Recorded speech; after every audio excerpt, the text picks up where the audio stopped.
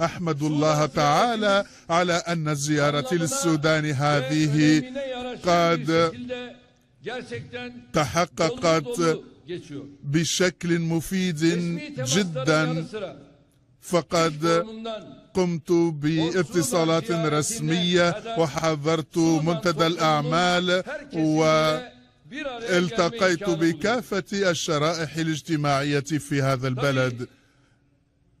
من الطبيعي فإنني قد التقيت اليوم بالسيد رئيس الجمهورية ورجوته عندما ذهبنا إلى بورت سودان وإلى الجزيرة، وتعرفون هناك المساجد الحنفية والشافعية التي تقوم وكالة تيكا للتعاون الخارجي التركية بترميمها.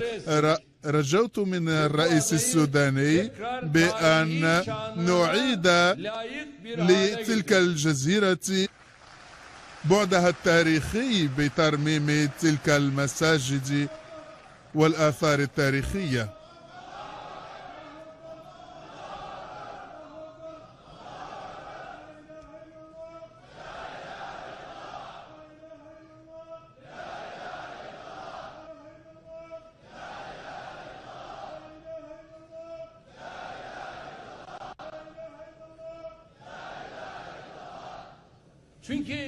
ذلك لأن تلك الجزيرة يحزننا وضعها الحالي، خصوصا وأن الغرب قد دمر هوية تلك الجزيرة، ونحمد الله تعالى على أننا نعمل اليوم على ترميمها، وكان ذلك من نصيبنا، وهذا أمر مفرح جدا.